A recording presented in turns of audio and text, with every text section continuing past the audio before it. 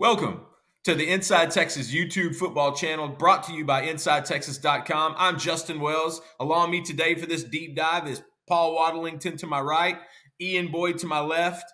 It's another jam-packed show. We've got a lot of stuff to cover. We're going to talk about linebackers. We're going to go a little bit in depth there. We're going to talk about the state of college football quarterbacking and the great position Texas is in right now heading into the 2024 season.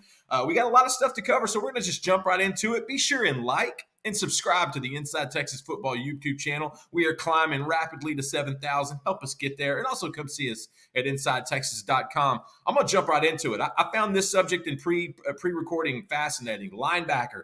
Texas has a lot of guys that can do a lot of different things. I'm going to hand off to you, Ian. I want you to start. What are some of your first thoughts on what Texas, that linebacker room, is going to start to look like when spring ball opens up?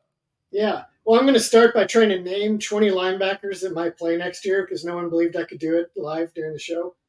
No, I'm not going to do that. They have No, I'm not going to do that, Justin.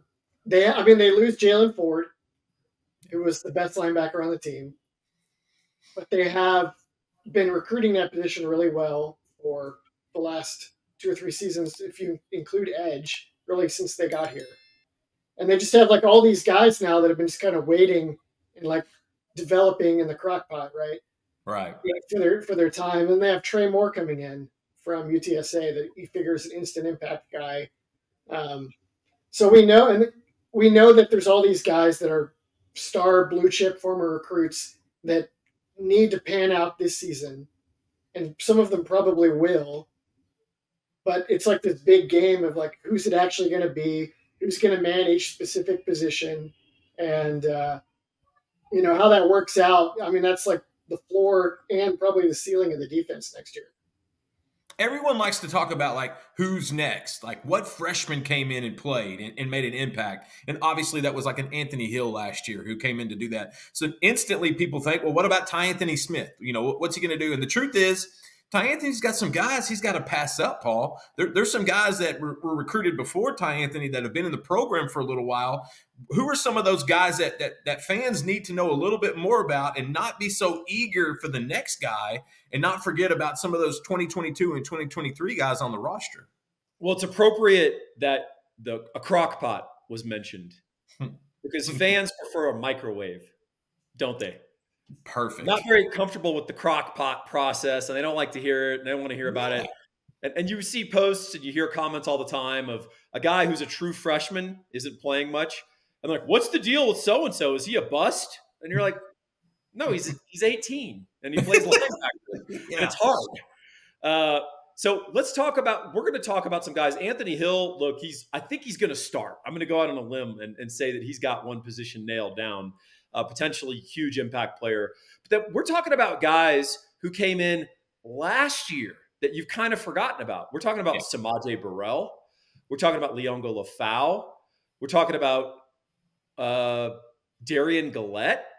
And then, of course, yep. And then, of course, we're talking about some holdovers like Maurice Blackwell. And, of course, David Benda, who I think is probably an underrated return by folks. I mean, David played good ball last year. He had some struggles early in his career identifying the ball. Early in his career, I think in 2021 against Oklahoma State, I pretty much wrote a post just showing him on certain plays where they got a 20-yard run where he ran the wrong direction from the play. And there was no misdirection. So he has improved considerably. I think he's a very mature guy. I think he's a very serious guy. And I think you saw he's a dog. I mean, he gets after it, and he's very quick. He has great quickness. So I think he's going to be a contributor. So my question to you guys is, what do we make out of Burrell, out of Lafau? What do we make out of Gillette? Who's this? I mean, Gillette, of course, Justin's going to have some opinions on that guy. He's from Beast, Texas. But he was a guy who didn't play a ton of football in high school because of a knee injury. Yeah. But before that injury, unless I'm mistaken, the dude's like reverse jamming from just outside the line on the free throw line. Like, he's a crazy athlete. Where the heck do you put a guy like that at linebacker when you already have an Anthony Hill out there? So I guess I'll throw it to you guys. What do we know about Burrell? What do we know about Lafau? What do we know about Gillette and Tassili Okana? Like, let's just talk about these guys and their traits and what they might be. Justin, I know Gallette's your guy, but I know that they're gonna play him at Sam, right, to start. Yes. That's where he's been working. I think Sam is it's basically a sub package position because they play so much more nickel than they do base 3-4 defense where they would use a Sam. And so the position is limited in the packages where they're on the field. It's also kind of a simpler position because the linebacker is just kind of out in space, and it's like if you see run, close on the edge, potentially come unblocked, and if it's a pass, here's the one or two coverage techniques and drops that we're going to expect you to know how to do, or we're just going to blitz you. It's a great position to get a young athlete acclimated into the college game. Like they worked Anthony Hill there some. They developed Ovi Agofu there a bit before he became the full-time edge the following season. So it sounds like they're gonna put him there. They're gonna let him be an athlete, kind of like actually like what LSU was doing with Harold Perkins initially, and then maybe see from there is like, does he explode? Does he become like a 255-pound guy where it's like this guy needs to be on the edge, this guy needs to be after the quarterback full time, or is he more of a does he show an aptitude for playing off the ball to where he can slide over and play next to Hill or something? I think we're like in wait and this is probably the year where they figure out which of those two directions he goes in. You know, to me, I'll talk about LaFau a little bit because I think he is the throwback of the group. To me, he's the old school linebacker type that we probably grew up around in the 80s and 90s where, you know, shoots gaps, doesn't get caught up in the wash, just a hammerhead of sorts. You know, he had incredible tape. He did a little bit of that on special teams last year. And I think that's where I kind of had him on the Mo Blackwell trend line, so to speak, because it took playing some special teams for a few years and actually finding a position. I think LaFau is more adept, obviously, at linebacker, but he's a guy that he reminds me of those early early 2000s USC's linebackers where they just hard-nosed, just tough, just, you know, give him a direction and let him go. I think he's an inside guy all the way, whereas you have like a Tassili Akana who I think can play some edge. I think, can play more of a traditional outside linebacker role. Samaje Burrell is an underrated athlete. I mean, we saw Darian Gillette do some ridiculous stuff on the football field, on the basketball court, and in track and field. You should have seen him running the anchor on a 4x1. Now that, at his size, was pretty impressive. It was impressive enough for Nick Saban in Alabama to literally push all their cards to the table to try to get that guy. Obviously, he hurts his knee that summer and misses his senior year. And so, but Burrell, that's a guy that's a walking back flip. Like a guy with his body and his frame, I think there's some stuff to mold there. He came to Austin with a little bit of baby fat, which some of those big boys have that. And so Burrell's, in that position of changing his body. And so I think special teams is going to be something where he's going to have to make an impact if he's going to get on the field. But Ian, you mentioned Trey Moore from the portal. There's one other guy they brought in that I think goes under the radar a little bit, and that's Kendrick Blackshire. Where do you envision him playing in his role? So I don't know what Paul's opinions are on Blackshire, so I'm very curious. He'll tell us. I'm so glad. I know. I'm so glad you brought him up. But I watched him for Bama last year, and he reminded me a little bit of Anthony Hill at Denton Ryan, where he was always covered up. They never had him in coverage. Covered up from coverage, not in the sense of like, don't let any blockers get to him. He's a big, strong guy. But they always had him in the box, always keep him focused there. And sometimes Alabama would sub him in situations where they needed more of a traditional plugger. So I think that he was not well-rounded enough to win a starting job at Alabama for the last couple of years.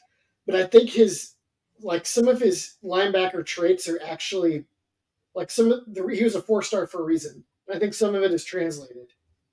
And if they could protect him, he might be their best run plugger actually next year, even over Hill, potentially.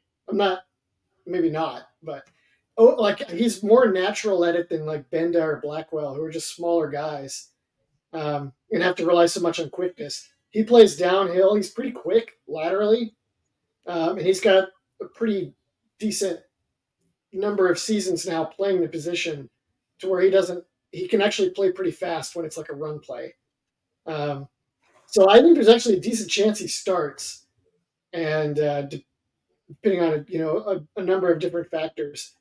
But Paul, what are you seeing from Blackshire? So I looked at him as well. I have similar opinions, maybe a couple of small nits to pick or differences. I don't think he's super quick laterally. I think he's actually a little stiff.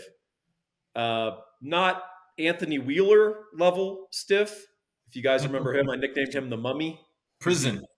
But when Anthony got there, you were regretting it. And also Anthony Wheeler, just like Blackshear, I think he's going to be a first off the bus guy. We're first out of the tunnel guy, as Drew Kelson informed me. Blackshire is a monster. He's a big physical. Talk about a throwback linebacker. I think you were right in describing LaFau that way in terms of attitude and instincts. LaFau's actually not very big, right? No. He's kind of a slight guy. He's like 6'1", 225, and he's actually pretty instinctive from what I've heard in pass coverage and just diagnosing. Blackshire is 240 plus, and he's a thumper.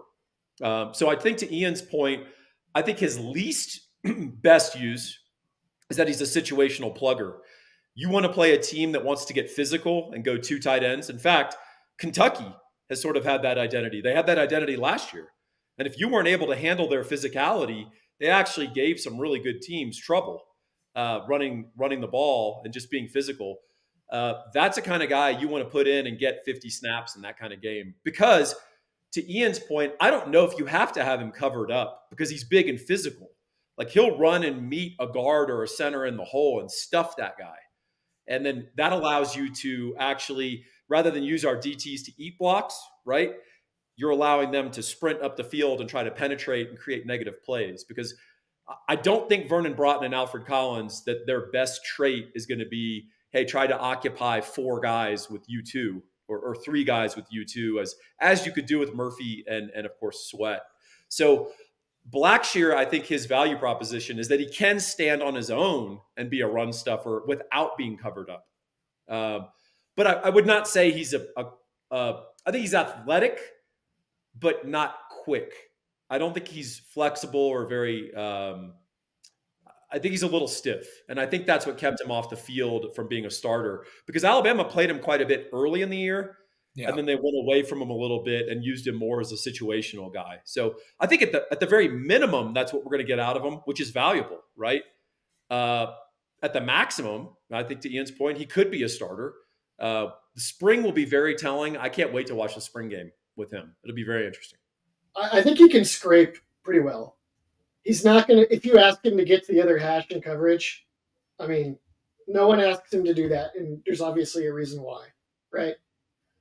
But you mentioned like he's great at plugging, and maybe he protects you from needing like Sidey or Mitchell to be fully realized. Yeah. I mean, obviously that just serves like Jere Bledsoe.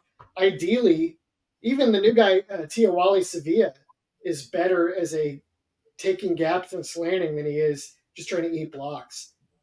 So I mean, to Ian's point, and this is relevant to our linebacker selection, is that all of our DT personnel have changed. Yeah. These are all movement guys. Right. They're all going to be better stunting and moving around and all that. I want to see if we can make that adjustment, because one of the criticisms I had for Pete Kwiatkowski in 2020 was that he did not make that adjustment to the personnel, which, it's a philosophical thing. Some coaches just say, hey, man, we're going to run our stuff even if we don't have the right personnel, because we need to teach this and we need to create the defense. I was more of like, hey, let's try to suit it to the personnel. And then when we have the appropriate personnel, let's switch it. But understand that there is a downstream effect of how we deploy our defensive line, of what linebackers we can start. Because if we're too light in the butt at linebacker and we're stunning all these guys, we're going to give up some big run plays. We're going to get gashed or maybe pushed around a little bit. And that's something that has not happened to Texas last year. No one pushed Texas around on the field. So I think that's going to be an interesting thing to keep in mind, that the best guy in a vacuum may not be the starter because another guy is a better fit for what we're trying to do up front. So something to consider. And also, too, I remember Blackshire during his recruitment. And he was a big boy from the start. He was out of Mesquite Horn. I remember I met him his sophomore year. He was about 210, 215 when I met him. And the general consensus was he's going to grow into a defensive lineman. He's going to get so big, he's going to grow. Then he transfers to Duncanville, and he gets at about 230. And they keep him at linebacker, and he does pretty well there. And then he gets to Alabama, and he gets to about 240. We always kind of envisioned he's going to be a bigger guy and play on the defensive line because he had that disposition. He had that athleticism for his size. I wouldn't call him lateral, quick, anything like that. But at 240, that dude could move. And because he had done so much of it in high school. And so out of all the guys we talked about, give me one guy that you feel confident can get to the quarterback on third down. From these inside positions? Well, I mean, Hill from obviously. If we include the edges, then those guys are the superior quarterback players. I think Blackshire might be pretty good in the pass rush as well, just because he's good at working downhill through blocks. Okay, but he's not. Benda is actually very good as a blitzer because his quickness really, he just knows how to leverage it. He finds paths for the quarterback. He evades blockers. He's like almost better as a blitzer than he is like in run fits. He is. Yes. Yeah. So to your point, Ian, and it's a famous play from Bama that showed his hustle, right? Yes. Often as a linebacker, you're going to be matched up on a running back.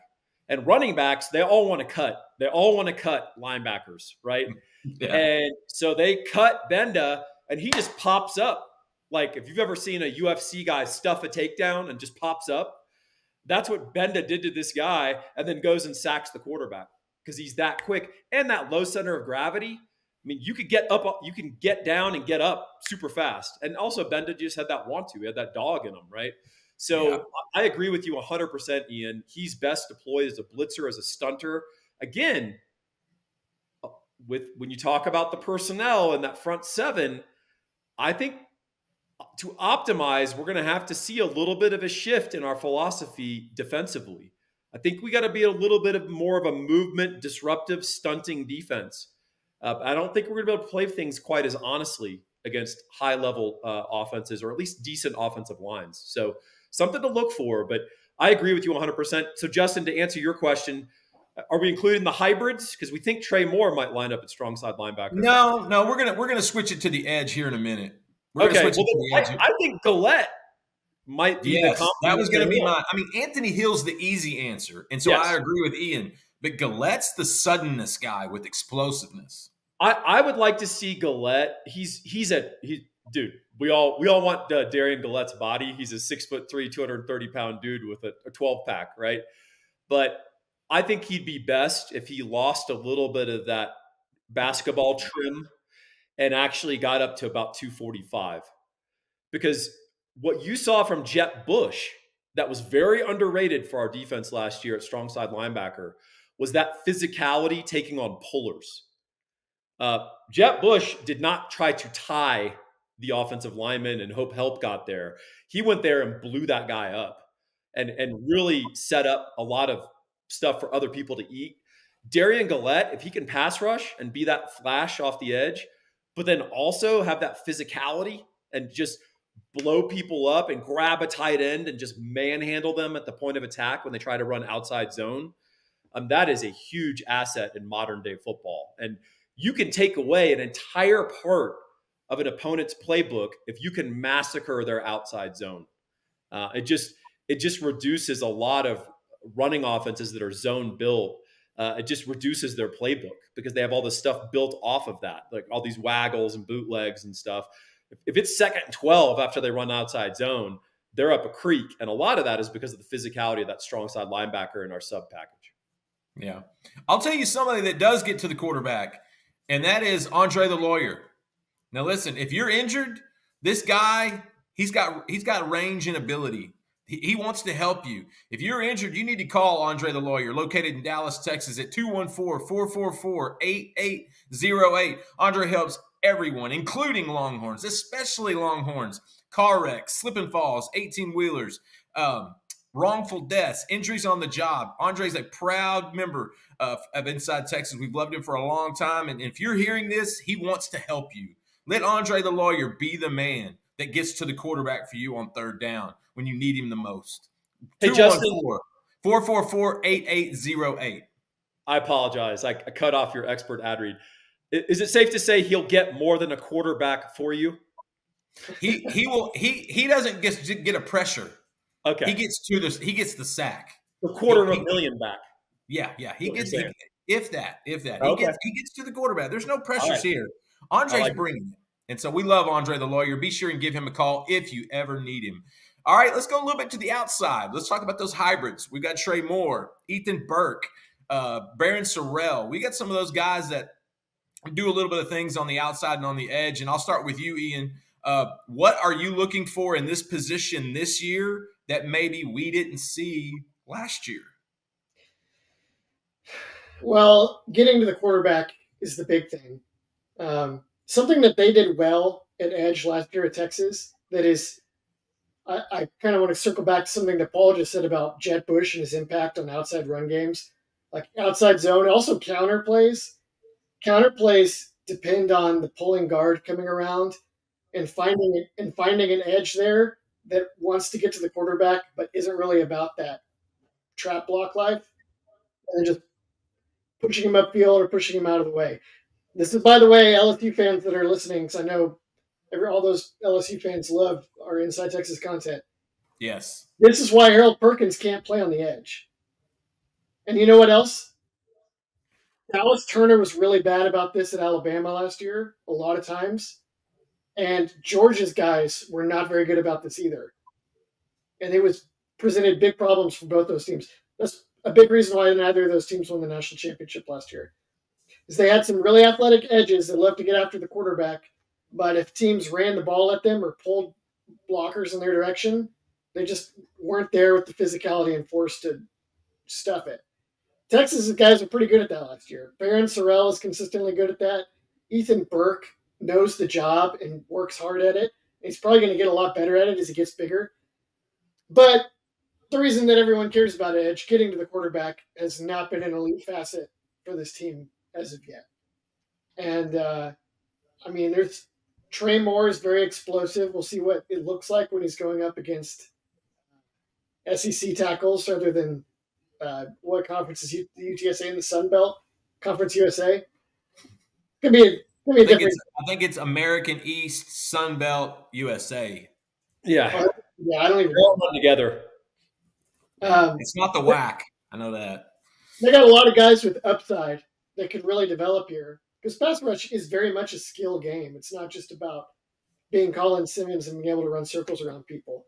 At the higher level, you really need really technical hand fighting skills, basically, and careful footwork. So a lot of these guys have upside. To Paul's point about let's see what the redshirt guys can do. But with Paul, who do you have lined up as the most likely solutions there? So here's the thing that I've been writing about that I think differentiates a good year from a good program. Texas had a really good year last year. Are we there as a program? Well, if we are, guys like Ethan Burke and Barron Sorrell are going to be unrecognizably better than they were last year.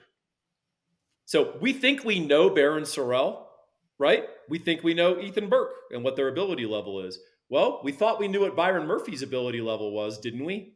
We thought we knew what Tavondre Sweat's ability level was. I don't think we had Outland Trophy winner and 2 potential first-round draft picks, right? I think even the most sunny-eyed optimist. So I'm not predicting that for Burke or Sorrell, but look at Barron Sorrell's history at Texas. Has he gotten better every year in a Longhorn uniform? Yes. Yeah. So do we think his curve of improvement is just gone, or is he going to plateau immediately, or do you still think he's going to trend line up? You kind of caught me because I think I've honestly been thinking that he had pretty much arrived, but there's no reason to think that he has, honestly. Yeah, and for Burke, I think we all agree if he gets strong, legitimately powerful to go with his length and his natural skill level, which I think is pretty good. I mean, he ain't a Bosa brother out there in terms of his skill set. Right. But there's a reason the Bosas are the Bosas, right? So I think if his skill and his strength improves, which is reasonable, he was a young player last year, I think he's going to be better. And then I think you got a passel of these red shirts coming in who all represent something. There's dimensionality to these guys, right? Colton Vasek, who a lot of people think has the higher upside than Burke down the road. That's the common belief, not only amongst people who are sort of insiders, but also even Westlake people, right? Who kind of followed them when I can imagine them as a duo in freaking high school. Unbelievable. That's just ridiculous. But we got Billy Walton, talking about an explosive guy who's a role player.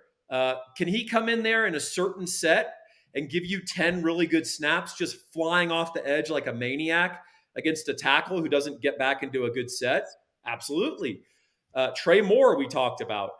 The word that we have, and this is the kind of stuff you learn if you're on Inside Texas and participating in the forums and you're a member, is the word is that Trey Moore's first 5 or 10 yards is shocking. And people are having trouble adapting to it. Now, really high-level offensive tackles, they can handle pure speed rush. They just compensate because they play lighter on their feet and they're not worried about getting bull rushed by a Trey Moore-sized guy. But most offensive tackles ain't really good, even in the SEC.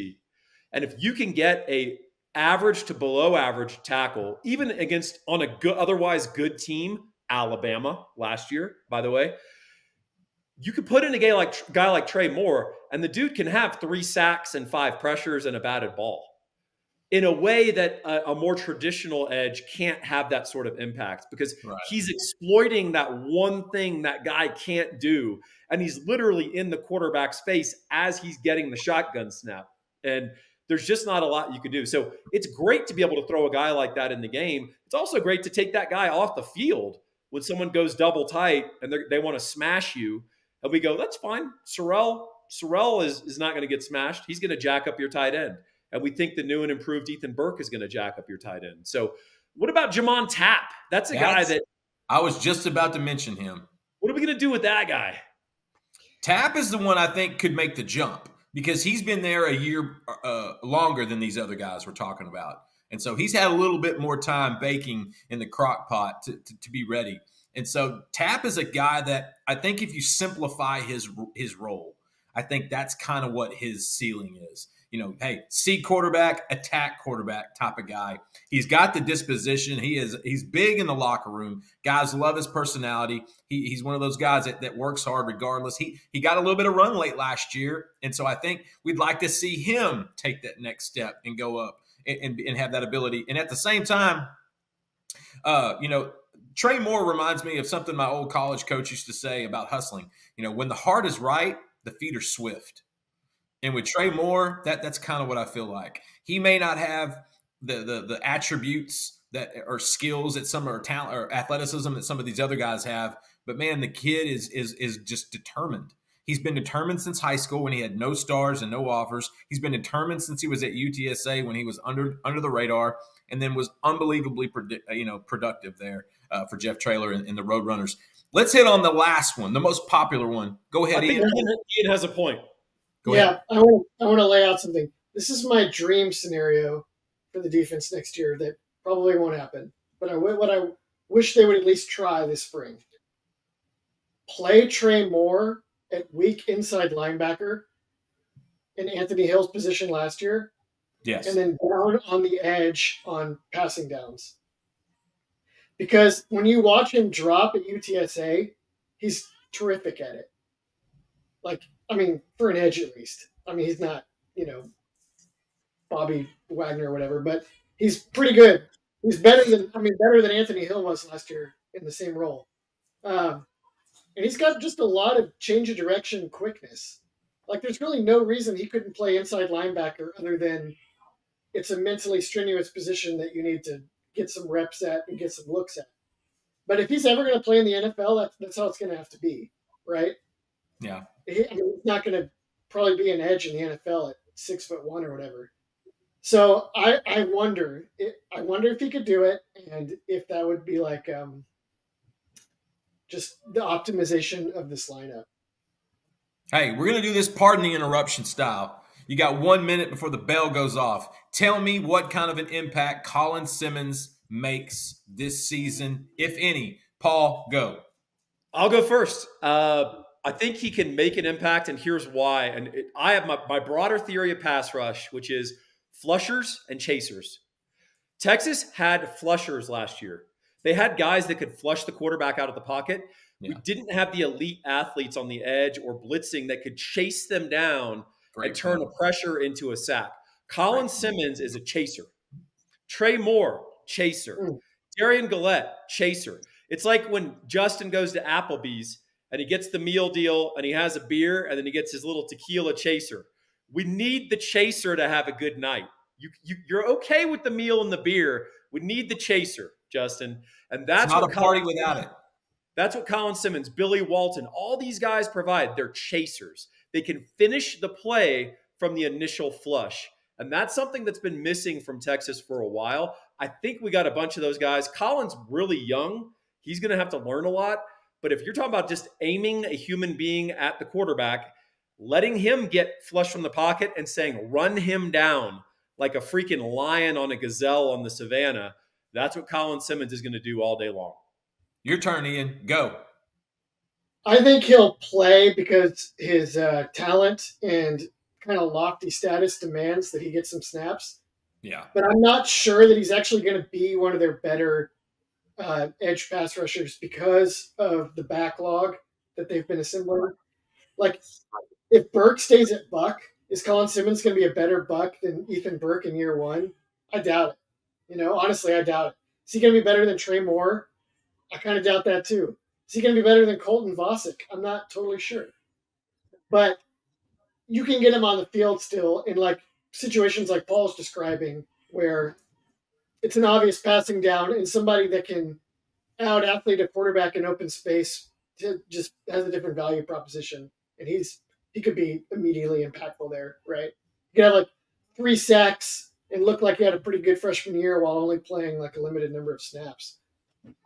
Hey, absolutely fascinating insight on the linebacker position from inside and from out. That's why you like and subscribe Inside Texas Football YouTube channel. That's why you come to Inside Texas, because it's a party. We talk about chasers. We talk about Applebee's. It's wild over here. You got to come join the community. Come let us earn your business. We're going to finish up real quick on the state of college quarterbacking. And the one thing I want to start this with is, the 2024 NFL draft is considered a high-end draft for quarterbacks this year. I mean, you see some of the best in college are headed to it. There's going to be as many as 8, 9, maybe 10 guys drafted in April at Signal Caller. What does that tell you who's left?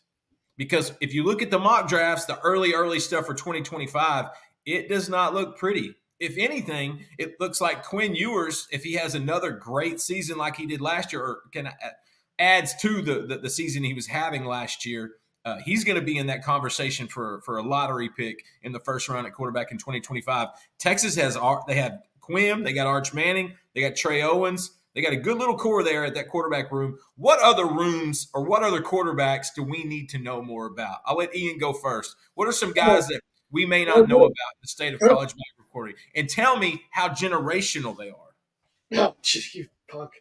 I want to yield my time to the senator from Colorado because I know Paul's got maybe a little more developed sense of the quarterback room next year. Suggesting that I'm a politician is the most insulting thing that you've ever said to me, Ian. And you've said a lot of insulting things. All right. So let me list some names for you.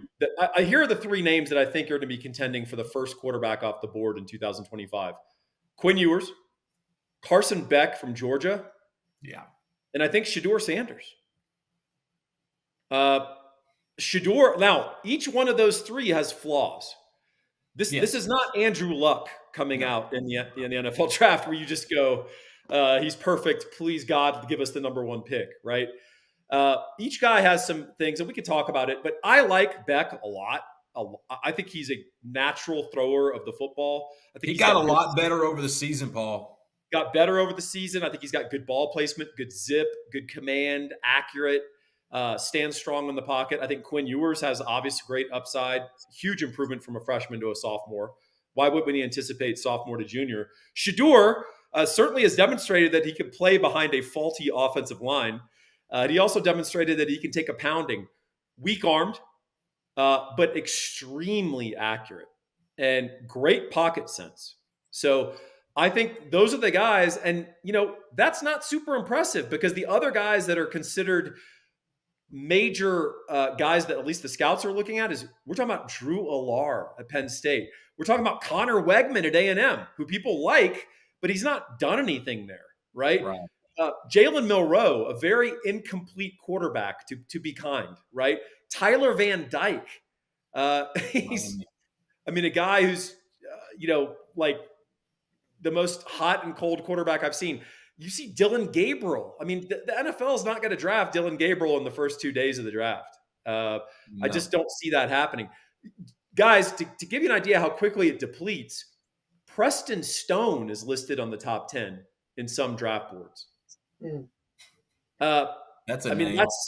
That is a very above average quarterback. I'll just say. So Riley Leonard, great potential college quarterback, not a great translation to the NFL unless he massively improves as a passer. And what about Will Howard at Ohio State? Does Ryan Day unlock his potential and he becomes a big time quarterback like Ryan Day thinks he is?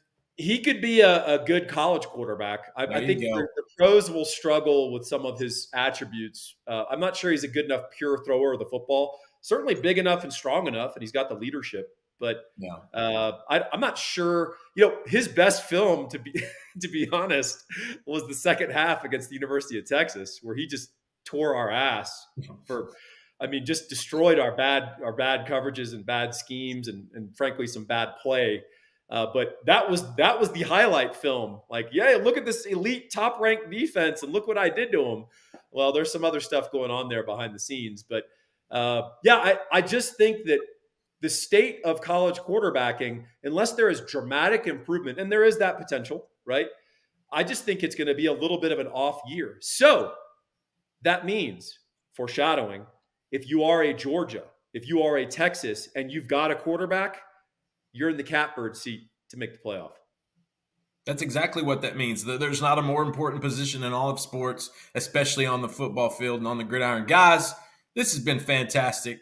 Absolute. I love deep dives every week. We always have such a good time. Even when we take shots at each other, most of them are warranted.